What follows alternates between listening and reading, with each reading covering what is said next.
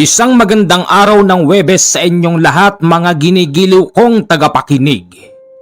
Heto na ang kwento ng isa nating masugid na taga-subaybay na isa ding magiting na sundalo na tawagin na lamang natin sa pangalan na Ace. Si Ace ay tubong Davao del Sur. Nakatira sila sa gitna ng kagubatan kung saan madalas dinadaanan ng mga rebelde at kasundaluhan.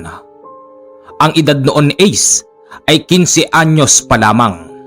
Hindi na bago sa kanya yung makitang nagkakasagupa ang mga komunista at ang mga sundalo. Ganun pa man, kapag nangyayari ang mga ganon, hindi na nila alam kung saan ba sila susulok dahil naglipa na ang mga bala na pinakakawalan ng magkabilang panig. Kapag tapos naman ng kaguluhan, lumalapit sa kanila ang mga sundalo at nanghihingi ng pasensya. Isa sa mga sundalo ang nagsabi kay Ace na magsundalo ka dahil sa nakikita ko sa iyo, mukhang gusto mong maglingkod sa bayan. Inayunan lang ni Ace ang sinasabi ng sundalo hanggang sa lumipas pa ang isang linggo. Naging masama ang tingin ni Ace sa mga sundalo dahil may mga dumating doon na mga nakauniforme. Tapos pinagkukuha ng mga ito yung mga alaga ng mga tao doon, at kapag may natipuhan pang dalaga, ginagahasa pa nila ito. Katunayan yan, yung pinakamalapit na kapitbahay nila, ginahasa yung dalagitang mukhang hindi pa nireregla. Galit na galit ang pamilya ng babae. Ninakawan na sila, ginahasa pa yung dalagita. Nang dahil doon, nagtanim ng galit si Ace sa mga sundalo at sinabing hindi naman pala totoong mababait ang mga sundalo. Buo ang paniniwala ni Ace ng mga oras na yon na hindi dapat pumanig sa mga militar. Mas okay pa raw yata na sumanib sa mga komunista dahil mukhang mas mababait pa ang mga ito at hindi sila inaano. Pero doon nagkamali si Ace dahil habang nagnanakaw ang mga unipormadong lalaki, biglang may dumating din na mga kapwa nila naka-uniform. Parehas na parehas ang kasuotan pero mapapansin mo na magkaiba ang tindig at katawan. Sila ang nagbarilan. Nasabi tuloy ni Ace sa kanyang sarili na mukhang may sundalong masama at may sundalong mabuti, hanggang sa umatras na lang yung mga nakauniforme na nanggahasa at nagnakaw sa mga kabahayan. Pasensya na ho kayo. Medyo nahuli kami ng dating. Wika ng isang opisyal ng militar. Sir, mga kasamahan niyo po yun. Sama naman nila. Ginahasa pa nila yung kababata ko. Wika naman ni Ace. Hindi namin sila mga kasamahan. Sila ay mga rebelde na nagkukunwaring sundalo. Nagsusuot sila ng mga uniforme namin para pagmukaing kaming masama. Sir, mabuti naman po at naipaliwanag nyo sa akin yan. Sa totoo lang sir, nasira na itiwala ko sa mga sundalo kanina. Pero kayo na po nagsabi, mga rebelde pala ang mga yun. Oh, mga rebelde sila. Ginagawa nila ang mga bagay na yon para siraan ang kasundaluhan sa mga komunidad. Pasensya na kayo. Itay, pasensya na po kayo. Hindi namin naagapan ang panggugulo ng mga rebelde. Sana'y maniwala po kayo sa amin na hindi namin sila kasamahan. Ang anak ko! Buhay pa naman po ang anak nyo. Pero wag ho kayong mag-alala. Pananagutin natin ang mga komunistang yun. Patong-patong na kaso ang haharapin nila sa oras na mahuli namin sila. Salamat ho. Akala ko'y Mga tunay na sundalo ang mga yan kasi mga naka-uniforme na katulad nyo. Yun nga rin po ang akala ng batang nakausap ko kanina. Men, sige, bitbitin ang lahat ng mga namatay na komunista. Pagkatapos nun, dito ay muling napahanga si Ace sa mga sundalong rumesponde. Nang umidad ito ng 18, mas lalo niyang naibigan ang pagsusundalo kasi minsan nakakita siya sa bayan ng isang matandang hirap na sa pagbubuhat ng kanyang pinamili. Pero may napadaan na sundalong nakamotor at tinulungan niya yung matanda. Ang daming sasakyan noon, halos hindi pagbigyan ang matanda sa pagtawid sa pedestrian. Pero nang tulungan ito ng sundalo, lahat ng mga sasakyan ay nagsigsihintuan hanggang sa tuluyan ng makatawid ang matanda. Salamat! Maraming salamat po, sir! Wika pa ng matandang babae. Mag-iingat po kayo, nanang. Sige na ho. Saan ho ba kayo uuwi? Dyan lang, sir. Malapit lang. Kaawaan ka ng Diyos at mag-iingat ka sa trabaho mo. Sige ho. Nasaksihan ni Ace yun nang dahil dito lalo siyang napahanga sa mga sundalo. At heto na, nang nasa tamang edad na si Ace, sumubok na siya sa pagiging sundalo. Maswerte naman si Ace dahil malakas ang kanyang pangangatawan at kanyang kinaya ang training sa loob ng kampo. Ayos na sana, nakapagtagpos siya sa training. Pero isang masamang balita ang bumulatlat sa kanya. Dahil sa mismong pagka-graduate niya sa pagte-training, hindi dumating ang kanyang nanay at tatay. Bagkos ang balita niya rito, naipit sa labanan ang kanyang nanay at tatay. Hindi. Hindi! Iyak siya ng iyak dahil napakagandang regalo sa kanyang mga magulang. Yung masabing graduate na siya sa training at magiging isa na siyang ganap na sundalo. Kaya lang napakasakit sa kanya yun dahil sa araw ng graduation, dito pa namatay ang kanyang nanay at tatay. Naipit kasi ito sa gera mula sa mga komunista at sa mga sundalo. Nalaman ng isang opisyal ang nangyari sa kanyang magulang kaya agad siya nitong nilapitan.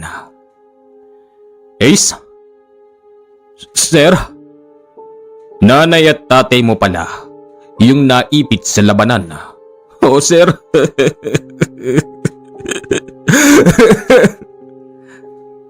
Nalulungkot ako sa sinapit mo.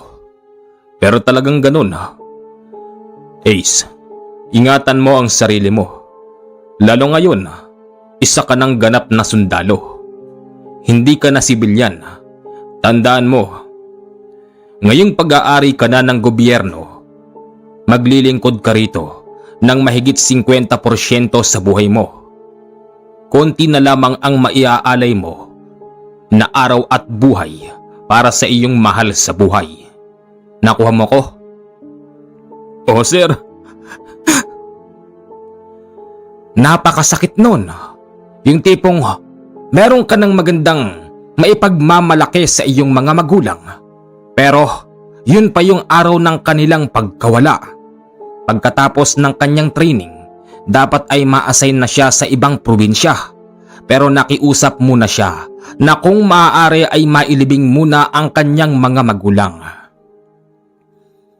Sa araw ng burol ng kanyang magulang, hindi pa rin maiiwasan na may mga dumaan na mga rebelde. Nang dahil dito, nagpadala ng mga sundalo ang pamahalaan. Sir, salamat po. Wika ni Ace sa opisyal. Wala yun. Bilang isang sundalo kagaya mo, Ace, dapat nating pangalagaan ang katahimikan ng baryo na ito. Lalong-lalo na, tagong-tago ang baryo na ito at paboritong dinadaanan ng mga kalaban ng pamahalaan. 3 araw lang ang lumipas, ililibing na ang kanyang nanay at tatay. Ipinangako niya sa kanyang sarili na balang araw, mapapanagot niya ang mga komunistang pumatay sa kanilang mga magulang. Bago siya umalis, kinausap siya ng kanyang lolo dahil hindi naman kalayuan ang bahay rito ng kanyang lolo. Lo, aalis na po ako. Madidistino na po ako sa ibang probinsya. Wika rito ni Ace. Apo, alam mo'y nalulungkot ako sa sinapit ng nanay at tatay mo. Pero natutuwa ako sa narating mo, Apo. Pwede bang tanggapin mo ang ibibigay ko sa iyo? Lo, ano po yun? Meron akong ipapabaon sa iyo, Apo. Natitiyak kong makakatulong ito sa iyo. Sige po, Lolo. Tatanggapin ko po. Kunin mo ito. Ano po ito? Bato po ba itong nasa gitna? Tapos mga tuyong kahoy? Apo, yung puti sa gitna ay bato mo. Tapos, yung mga nakasunod dyan ay gumamela shelis na tuyo. Matagal ko nang iniingatan yan. Yan ang isa sa sikreto ko kung bakit ako tumanda ng ganito. Lo, sa aking maalala, mahigit 19 na kayo, Lolo. Tama po. Oo, 96 na ko, Apo. Isa yan sa sikreto ko kung bakit tumagal ang buhay ko ng ganito. Wala ka pa noon. Wala pa rito ang nanay mo. At wala pa rin yung napangasawa niya na tatay mo. Ako pa lamang mag-isa ang naninirahan dito. Madalas na nag-aabot dito ang mga sundalo at mga taong labas. Nagkakabarilan sila dito, Apo. Pero ako, nandito lang sa loob ng bahay ko. Tinatamaan ng mga bala yung bahay ko pero hindi naman ako tinatamaan. Sabi nga sa akin ng isang magiting na sundalo, mukhang meron daw yata akong gamit kasi parang akong hangin na nilalampasan lamang ng mga bala. Apo, hindi lang yan ang ibibigay ko sa iyo. O heto, kunin mo. Ano po ito, Lo? May nakasulat dyan na Tagalog at nakasalin sa salitang Latin. Yan ang pagkain ng bato mo. Lo, hindi po yata kami pwedeng magsuot ng ganito. Bakit naman? Lolo, basta ang alam ko bawal eh. Hindi ba? Sa uniforme nyo, mahaba naman yun, pwede mong itago. Opo, Lolo. Pero hindi po ba to pwedeng ikwintas? Teka sandali. At bibigyan kita ng tali para ikwintas mo na lang nang hindi makita ng mga opisyal mo. Siya nga pala, Apo, wag mong ipapahawak yan sa iba ha. Sa'yo lang yan, Apo ko. Opo, Lolo. Pagkatapos magkwentuhan ng maglolo, kinakailangan nang pumunta ni Ace sa kampo dahil baka maiwanan siya ng eroplano. Noong andoon na siya sa eroplano, hinding-hindi niya malimutan ang sinabi ng kanyang lolo na kapag tangan mo ito, ay hindi ka tatamaan ng bala, magiging isa ka lamang hangin na dinaraanan ng mga bala. Marami nang nabuo sa kanyang isipan na kapag ganon ang nangyari, tiyak na tatanda na lang siya sa serbisyo hanggang pagkaabutan ang pagre-retiro. Si Ace, yung tipo ng sundalong, madalang mo makitang tatawa. Pero kapag tumawa ito, meron yung ibig sabihin. Ibig sabihin nun talagang napatawa mo siya. Pero kung sa mga simpleng usapan lamang, hinding-hindi mo siya mapapatawa, lalong-lalo na sa harapan ng inuman. Sabi nga sa kanya ng kanyang mga kasamahan, si Ace yung pinakadelikadong sundalo dahil siya yung pinakatahimik. Isang araw, habang sila ay nasa kampo at nagsisigarilyo yung kanyang kasamahan, nabusit dito si Ace dahil sa hindi naman siya nagsisigarilyo. Bats, yung sigarilyo mo, baho ng amoy, doon ka nga. Wika niya rito. Bats! Arte mo naman. Para ka namang hindi nasanay. Bats, hindi ko gusto yung amoy ng sigarilyo. Hindi nga ako naggaganyan eh. Tapos pauusukan mo ko. Nananadya ka ba talaga? Bats naman, ang init ng ulo.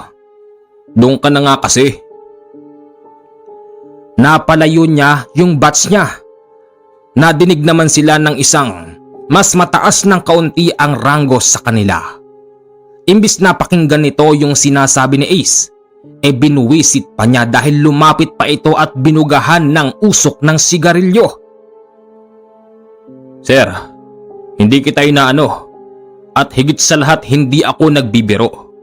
Si Bats, pinaalis ko sa tabi ko dahil hindi ko gusto yung amoy ng sigarilyo. Tapos kayo lalapit pa sa akin at bubugahan ako. Hindi naman porkit mas senior ka sa akin, pwede mo akong ganyanin. Oo, nire-respeto ko kayo sir, bilang isang sundalo. Sana naman, kahit junior nyo kami, respetuhin nyo kami bilang isang tao. Nang sabihin yon ni Ace, agad na tumayo yung pinagsasabihan niya at sinipa siya nito. Arte mo naman. Wika nun. Hindi nakuha ni Ace na manglaban dahil nga ito ay kanyang senior, pero naisip niyang kapag labas nila at hindi sila naka-uniforme, dito niya ito kukumprontahin. Isang hapon, naka-out na sila sa duty. Yung senior niyang nanipa sa kanya ay inaaya siyang bumaba at kasama pa yung isa niyang bats. Sir, anong gagawin natin dun? Ano pa? Di magliliwaliw. Masyado nang nakakaburyong dito. Wala man lang gera. Sir naman, bakit tayo bababa? Hindi nga natin kilala yung mga tao dyan eh. Kayo na lang ni Bats. Ikaw ang gusto kong kasama, Ace. Kasama ka ba o hindi? Hindi nga sir. Tsaka isa pa, naka-uniforme tayo. Wala namang ganyanan. Isipin nyo yung buhay nyo. O baka naman ipapahamak nyo kaming dalawa ni Bats. Bastos kang magsasasagot, Ace. Sa palagay mo gawain yan ng isang tunay na sundalo? Sir, ba't ba nagagalit kayo? Medyo lumalakas na ang sigawan ng dalawang sundalo. Napansin naman ito ng kanilang opisyal na isang batang lieutenant at kagagraduate lamang sa Philippine Military Academy.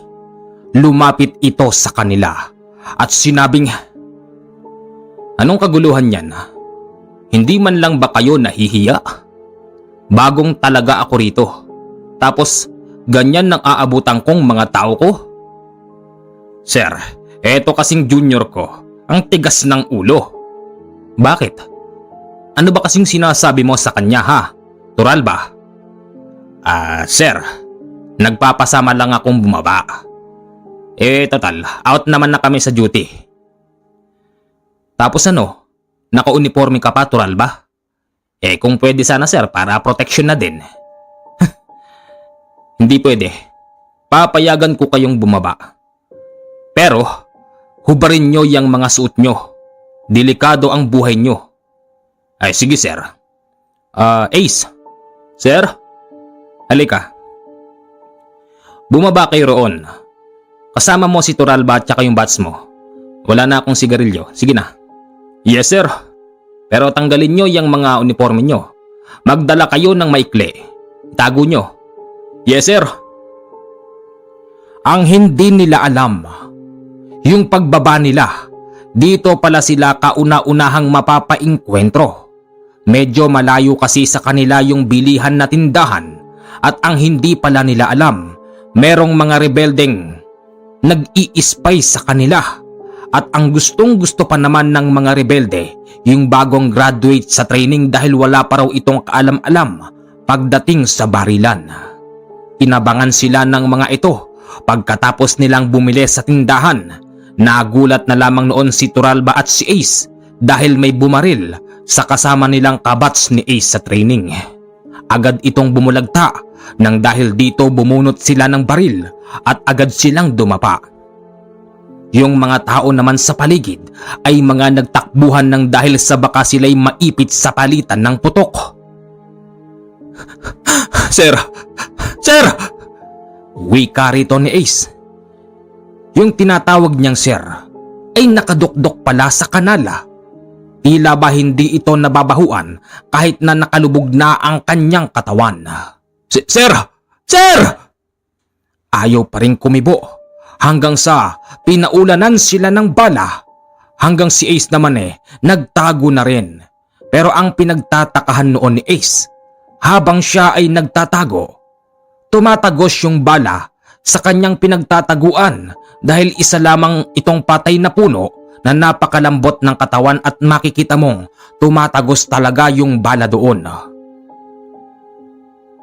Buhay ako! Buhay ako! Wika ni Ace, pero yung senyor sa kanya ay namatay doon mismo sa kanal na kanyang kinadudok-dukan. Ano nangyari? Nasaan na yung mga kalaban? Wika pa ni Ace. Nag-alisan na pala ang mga ito matapos silang pagbababarilin. Ganon pa man, dalawa sa kanyang kasamahan ang agad na namatay. Maya-maya pa, nariyan na ang responde mula sa kanilang samahan. Ace, ano nangyari? Sinong mga namaril sa inyo? Wika ng batang tenyente. Sir, hindi ho namin alam. Si Turalba at saka si Bats. Nadali! Nalungkot ang batang tenyente sa nangyari.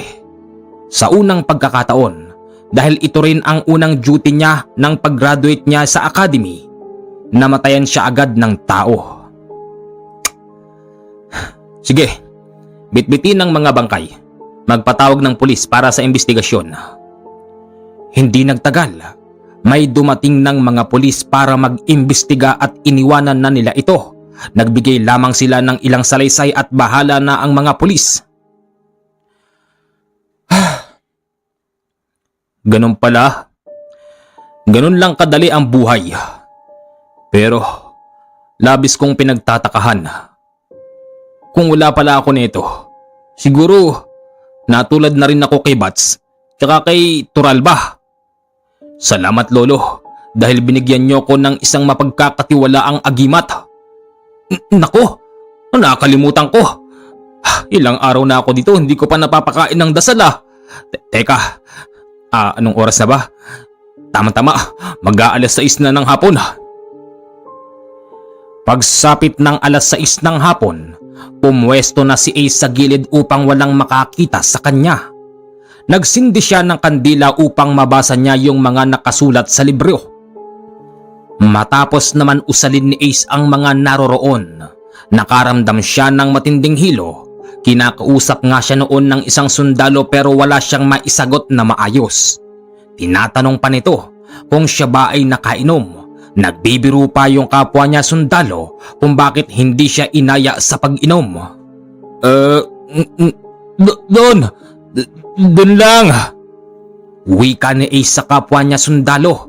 Ang pinagtatakahan ng kapwa niya sundalo, hindi naman amoy alak si Ace pero bakit parang hilong-hilo ito?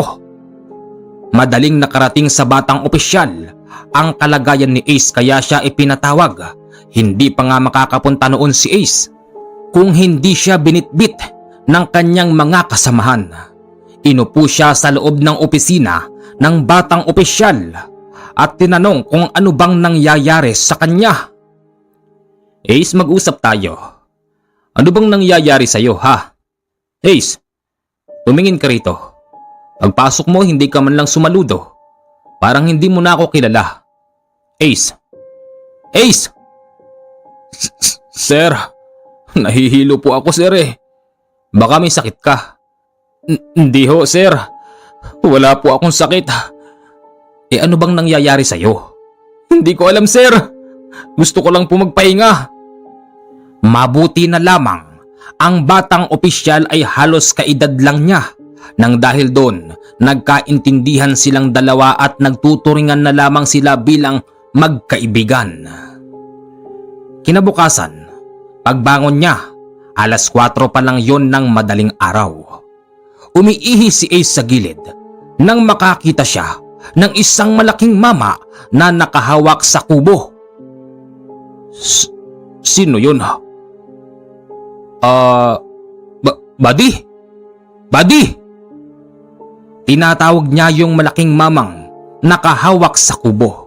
Pero ang kanyang pinagtatakahan, napakalaki naman ng mamang yun.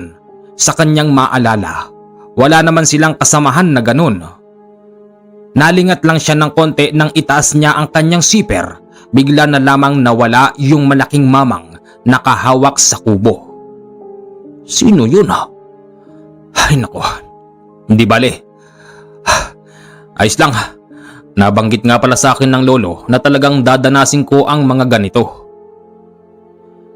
Mula nang madasalan niya ang kanyang tangan, pakawari niya sa kanyang sarili ay 2 na o 3 ang kanyang responsibilidad sa mundo. Una, serbisyo, pangalawa sa tangan, at pangatlo sa bubuuin niyang pamilya. Isang gabi, nautusan silang magpatrolya dahil merong report na merong mga armadong kalalakihan ang paggalagala malapit sa kagubatan kung saan sa ibaba nun ay merong mga kabahayan. Pinamunuan sila ng isang sarhento at ang bilang nila ay nasa 20. Konti lamang silang nagpunta roon dahil meron pang kabilang grupo na pwedeng umalalay sa kanila. Habang binabaybay nila ang loob ng kagubatan, hindi maiiwasan ng mga kasamahan niyang bago lamang yung takot at pagdarasal. Magsiksitahimik nga kayo! Bakit pa kayo nagsundalo kung hindi naman buo ang mga loob nyo? Wika ng matapang na sarhento. Si Ace ng mga oras na yon, nakaalerto at gumagala ang kanyang mga mata, maging ang kanyang pandinig ay nakaalerto. Anumang oras pwede kasi silang bakbakan. At heto na nga, si Ace ang unang nakaramdam sa kanila. Sumigaw siya na sa bandang kanan ay merong tao. Madali silang pinutukan ng mga yon. Mabuti na lamang at madali rin silang nakadapa dahil mas nauna pa yung sigaw ni Ace bago sila maputukan.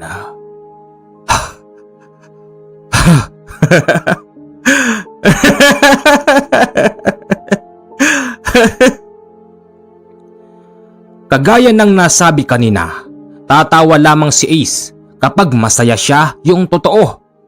Nang dahil sa nailigtas niya sa pamamagitan ng kanyang pagsigaw ang kanyang mga kasamahan kaya siya napatawa. Wala na sila. Sarge, mga nagtakbuhan na yata. Sundan natin. Walang magpapaputok. Sa bawat pagputok ng inyong baril, siguraduhin niyong merong tatamaan. Malapit lang tayo rito sa kabahayan. Baka kung saan maglipana iyang mga baril nyo. Yes sir. Sige po. Ganyan ang ugali ng mga komunista. Kapag kasi nauna sila sa pagpapaputok, saka sila magtatakbuhan. Traidor kumbaga. Nang dahil doon, hindi pa agad nakapagpaputok ang mga sundalo. Hanggang sa sinundan nila ang mga ito at napalayo na sila sa maraming bahay. Dito inabutan nilang nagpukumpulan ang mga komunista. Ace, dito ka sa kabila. Magsama ka ng 5 at kami ang mauuna. Wika noon ng kanilang opisyal habang sila ay magkatabi. Nang sila ay magkalayo na, nag-uusap na lamang sila sa pamamagitan ng senyas sa kamay. Heto na, nagkaputukan na ang magkabilang panig. Agad na natumba ang 5 sa mga komunista habang sila Ace naman noon ay hindi pa pumuputok. Hinuli nila yung 5 pero madali rin silang pinutukan. Ang pinagtataka ni Ace, siya yung nasa unahan. Nang putukan sila ng mga kalaban, agad na natumba yung isa sa kanyang likuran. Matapos nun ay napadapa siya. Hinahawakan niya ang kanyang katawan kung meron ba siyang dugo. Pero walang dugo na lumabas sa kanyang katawan. Buhay ako! Buhay ako! Wika noon ni Ace at nagtakbuhan naman na yung mga bumaril sa kanila. Buddy! Buddy! Oh, buddy, bakit? Paano mo nagawa yun? Hindi ko alam. Mamaya ka na magtanong. Pinilit nilang habulin ang mga komunista hanggang sa tuluyan nang nakatakas ang mga ito. Ace, ilan ang nalagas sa inyo? Sir, isa po. Nakita ko, ikaw ang nasa unahan. Pero yung nasa likuran mo ang tinamaan. Aba para kang tubig o hangin na tinatagusan lamang ng bala. Sir, swerte lang po siguro. Hindi ko pa oras. Anong swerte? Nasa harapan ka, Ace. Yung natumba nasa likuran mo. Paano nangyari yon? Hindi ko alam, sir. Basta masasabi ko, swerte pa rin ako. Ayaw sabihin ni Ace ang tunay na dahilan kung bakit tinatagusan lang siya ng bala. Pag-uwi nila ng kampo, dito muling itinanong ng kanyang kabady kung paano ba nangyari yon. Buddy, andun ako magkakatabi tayo. Imposibleng yung nasa likuran mo ang tinamaan pero ikaw ang binaril. Buddy, alam mo, kaya hindi ko sinabi kay Sargento kanina ang totoo dahil hindi naman lahat tayo ay naniniwala sa mga ganon. Ano bang ibig mong sabihin? Hindi kita maintindihan. Buddy, meron ako nito. Ano yan? Patingin. Hindi pwedeng hawakan. Bakit? Hindi pwede, buddy. Hindi pwede. Bakit nga? Buddy, yun ang bilin sa akin ng aking lolo. Kung sino lang ang may hawak nito, siya lang. Hindi pwedeng hawakan. Teka. Ano ba yan? Bato ba yan? Bato umo kung tawagin. Yung mga nasa gilid. Ito, Gumamela Celis. Gumamela? Oo. Saan ba nakakabili niyan? Hindi to binibili. Pamana sa akin to ng lolo. Nako, dapat pala may ganyan din ako, buddy. Para kahit na nasa harapan ako, hindi ako madadali. Oo, pero dapat ang magbibigay sa'yo na to yung katulad ng lolo ko. Matagal niya nang gamit to. Ayon sa akin lolo, ito ang dahilan. Kaya siya tumanda ng ganon, isipin mo mag-100 taon na yung lolo ko. Walang ganon. Mabilis mamatay ang mga tao ngayon, buddy. Yun ang totoo, matanda na yung lolo ko, buhay pa nga Nang dahil sa ayaw ipahawak ni Ace sa kanyang kasamahan yung Bato Umo at yung Gumamela Celis, nang sila'y matulog, unti-unting gumagapang ang kanyang kasamahan dahil gustong-gusto niyang mahawakan yung hawak ni Ace. Hinawakan nga niya ito. Pagkatapos nun at bigla siyang nakatulog. Nagising naman si Ace noon dahil nadaganan siya ng kanyang kasamahan. Uy, buddy, ba't dito ka natulog? Buddy! Kahit na anong gising ni Ace sa kanyang kasamahan ay hindi ito magising-gising. Nang dahil dito, lumipat na lang siya ng higaan. Ay nako. Ang init. Ang init. Nag-iinit ang Bato Umo dahil meron pala itong nararamdaman. Maniwala kayo o hindi, sa mismong kampo nila ay may dumapo pang aswang dahil merong isang malaking puno ng akasya doon. Mula sa dinapuan nun ay kitang-kita ni Ace kahit gabi yung aswang na nakadapo sa malaking puno. Ano yun? Aswang? Diyos ko naman pati ba naman kaming mga nasa serbisyo? Di pinagtatangkaan pa ng mga ganito? Diyos ko naman Hindi niya magawang hawakan ang kanyang baril dahil lilikha ito ng ingay. Yung aswang na nakadapo sa malaking puno nakatingin sa kanya. Maya-maya ay bigla na lamang itong bumaligtad na tila ba paniki at naglalaway pa. Huwag mo kong subukan. Wag! Wag dito! Mga sundalo kami. Meron kaming mga baril. Kung inaakala mong makakakuha ka ng maski isa sa amin, pues diyan ka nagkakamali. Hindi kami ang tamang pagkain para puntahan mo. Nang sabihin yun ni Ace, tila ba naintindihan ng aswang na nakabitin yung mga sinabi niya kaya agad itong lumipad. Pag-alis nun, dito pa lamang nawala yung init ng batoo mo. Kinabukasan, may patawag sa mismong malaking kampo at isinama si Ace ng kanilang batang opisyal. Hindi lang siya ang kasama at marami pang iba. Ayon doon, si Ace ay ililipat ng destino. Pero sir, bakit? Hindi naman po ako nagre-request na mailipat. Okay nga ako dun eh. Masaya ako dun, sir. Ace, nakarating na mismo sa kampo yang abilidad mo. Dapat ka lang nailipat kasi piling-pili lang kay Ron. Saan, sir? Pero kailangan mo munang mag-training. Ace, good luck. Naniniwala ako na kaya mong itagpos ang Ranger course. Ranger? Mag-scout ranger ako, sir? Ayaw mo ba nun? Ako na mismo ang nag-recommend sa'yo. Ace, good luck. Sana'y dumating ang araw na muli pa tayong magkita. Salamat ho, sir. Muli na namang napatawa si Ace dahil isang magandang balita ang dumating sa kanya. Mula Mindanao, napunta sila sa Bulacan sa Camp Texon dahil ito ang mismong trainingan ng mga Scout Ranger. Noong nandoon na siya, marami ding nagtataka sa kanya dahil hindi basta sundalo si Ace, hindi siya basta mapapagod.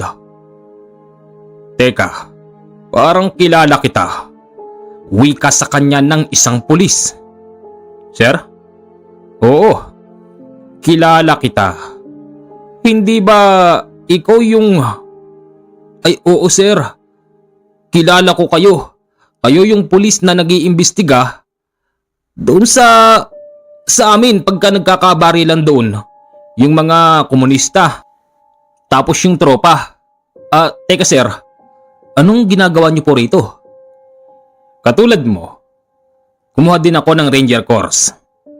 Sa bagay, pwede nga rin palang maging Ranger ang mga pulis. Oo naman, pwede. Sige na. At mukhang magsisimula na. Yes sir! Maswerte noon si Ace dahil naitagpos niya ang Ranger course. Napakahirap kunin noon. Hindi ito basta-basta nakukuha ng isang sundalo at hindi lahat ay kwalipikadong pwedeng pumasok sa pagiging Scout Ranger ng Armed Forces of the Philippines. Nang siya ay isa ng ganap na Ranger, heto na. Nadestino na siya sa mas napakahirap na lugar kung saan talagang malapit sa bakbakan. Napunta sila sa Bicol. Sa Bicol ay napakaraming komunista. Napakahirap ng buhay nila doon. Anumang oras, anumang galaw nila ay nasusubaybayan ng mga ito. Ang naging opisyal niya ay isang batang opisyal din. Bagong graduate ng PMA pero isang Scout Ranger. Sir, pwede po bang magpaalam? Bakit? Saan ka pupunta? Sir, may kamag-anak po kasi ako rito eh. Dadalawin ko lang sana. Sige, mag-iingat ka. Pagpunta naman niya sa kanyang kamag-anakan, nagsama siya ng dalawa niyang kabats na Scout Ranger. Buddy, bakit ba tayo nagtungo rito? Tanong ng isa sa kanya. Buddy, nandito yung kapatid ng tatay ko. Ano bang gagawin natin dito, buddy? Buddy, hayahay naman eh. Huwag ka mag-alala. Ayos dun, walang kalaban dun. Pagdating nila roon, madali silang sinalubong ni Wilfredo na kanyang uncle. Kayo pala! Pamangkin, talagang professional na. Tikas ba't wala kayong mga dala? Uncle, meron. Pero syempre, nakatago. Silent professional to. Sige, pasok na at tamang-tama. Nakapagpaluto ako. Habang sila'y kumakain, dumating ang kaibigan ng kanyang uncle at masama ang tingin nito sa kanila. Mga sundalo ba yan, pare? Wika nun. Oo pare, pamangkin ko si Ace tas mga kasamahan niya. Unang tingin pa lang dito nila Ace, mukhang hindi na ito mapagkakatiwalaan. Ganon naman talaga ang mga Scout Ranger. Kaya nilang kilatisin ang ugali ng tao at basin na rin sa kinikilos nito. Maya't maya ay nakahawak ito sa tagiliran at napapansin nilang merong nakabukol. Mga buddy, alerto kayo ah.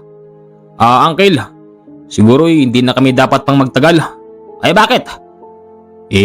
Limitado lang po oras namin eh. Saka hahanapin na po kami. Siguro mas mainam kong ihahatid ko na kayo.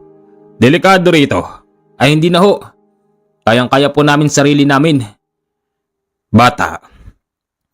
Oo, sasabihin ko sa inyo na ako ay dating komunista. Nang sabihin yon ng mama, agad silang umalerto at bumunot ng baril. Oo, teka sandali. Walang magpapaputok. Katulad ng sinabi ko, dati rin akong komunista. Kaya nga gusto ko kayong ilabas dito. Gusto ko kayong samahan. Dahil yung mga aktibong komunista ay nakaabang sa inyo. Pare, mawalang galang na no? Totoo ba yung sinasabi mo? O alam kong dati kang komunista pero matagal ka nang tumiwalag. Pamangkin, ibaba mo lang yung baril mo. Kalma lang kayo. Totoo ang sinasabi ni pare. Dati siyang komunista. Saka, hinahunting din siya ng mga dati niyang kasamahan. Uncle, masyado kasing ano'y galaw eh. Baba nyo. Kalma lang kayo, kalma lang. Yun ding oras na yun, sumama din ang kanyang uncle, papalabas sa kanila. Totoo nga ang sinasabi ng kaibigan nila. Dahil nakaabang sa kanila ang mga rebelde raon. Unang binaril ng mga rebelde, yung dati nilang kasamahan na kaibigan ng kanyang uncle kaya nakipagpalitan ito ng putok. Lumaban din ng putukan ang mga nakasibilyan na Scout Ranger nang dahil dito nakatama rin sila. Ni maski isa sa kanilang tatlo ay wala man lang tinamaan hanggang sa nagtakbuhan na lamang ang mga rebelde. Maya-maya pa may dumating na mga pulis. Napag-alaman ng mga pulis na purong mga sundalo silang tatlo.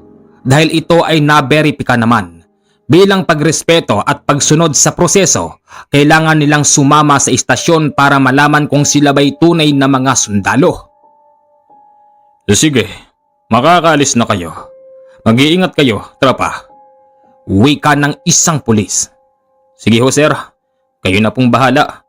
Namatay po yata yung naghatid sa amin. Hindi na po kasi namin nakita dahil nagkanya-kanya na kami ng paghabol sa mga bumaril sa amin. Oh, namatay sila. Sila? Sino pong sila? May namatay din na komunista. Sige na, bumalik na kayo. Yes sir, salamat po.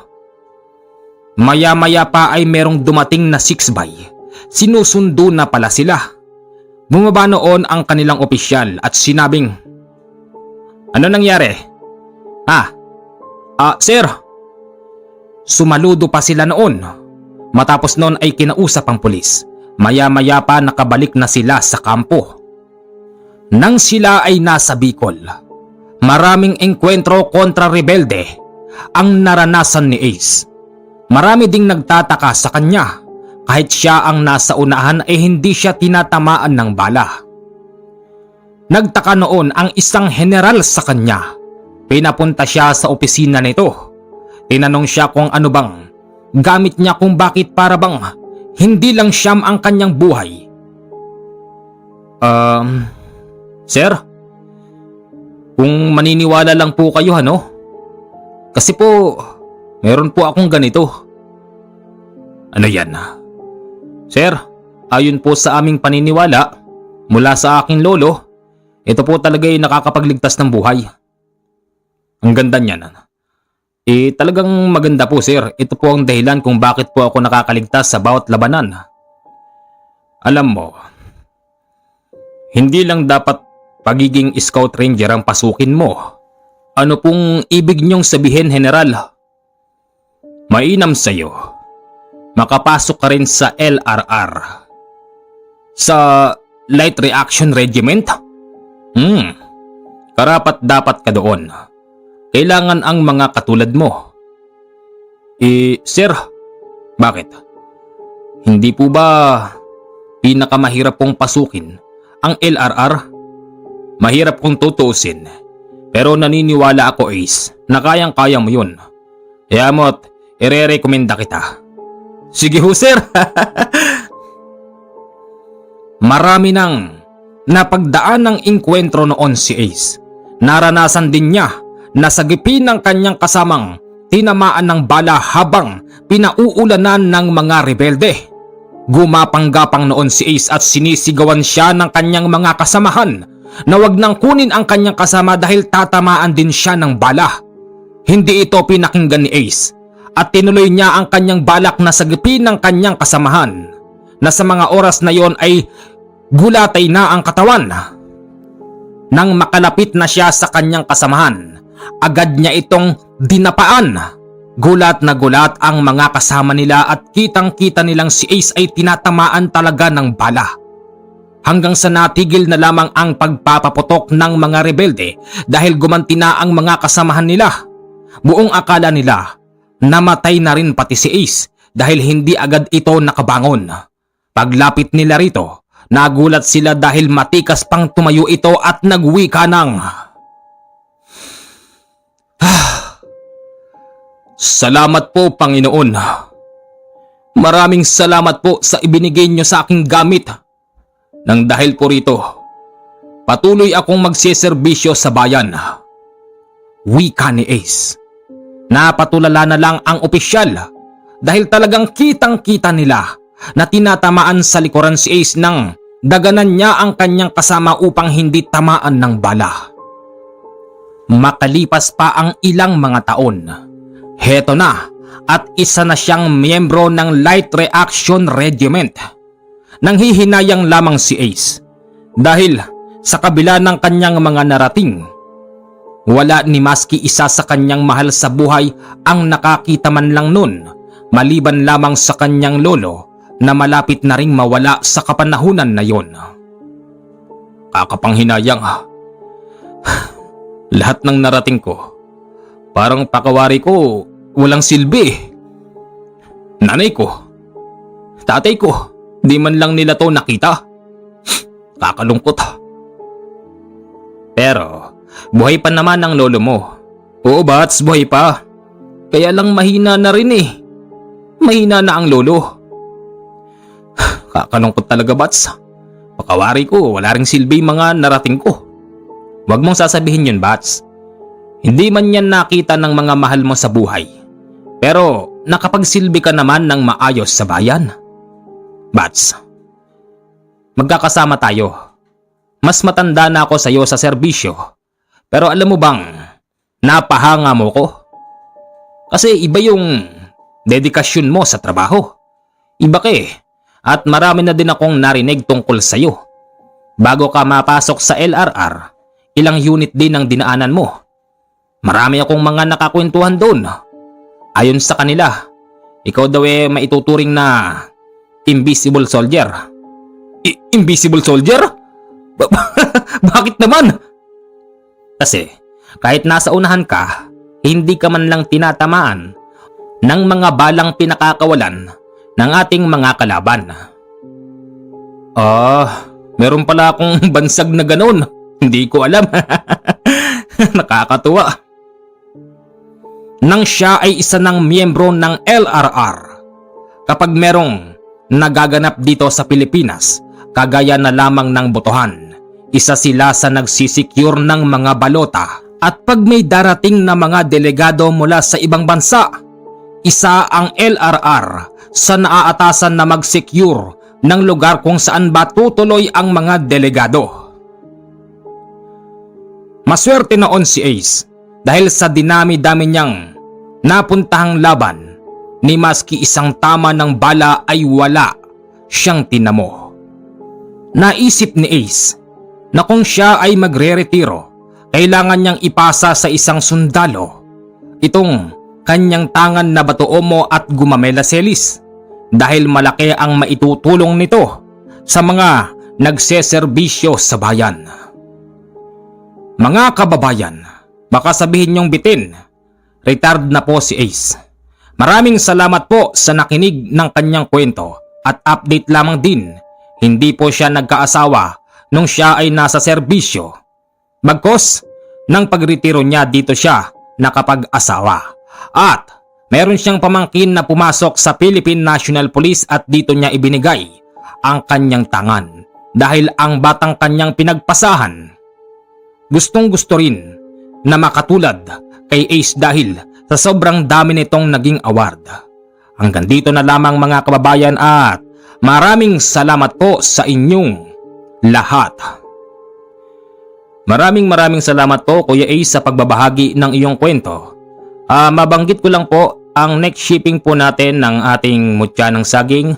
Mga 2 days pa po kasi meron pa tayong inaantay. So hanggang dito na lang po ang kwento. Maraming salamat po sa sumusuporta sa ating channel. Pag po napakinggan ito ng ibang mga tinatawag nating hindi naniniwala sa kwento, sana naman po ay maging magalang po tayo sa pagko-comment dahil po ang ating sender ay buhay na buhay pa at makikita niya po yan. Kung meron man kayong katanungan, pwede kayong mag-message sa aking Viber 0948-5230-887 at sasagutin ko po ang inyong mga katanungan. Nandito na lang po at maraming salamat, mag-iingat po kayo palagi.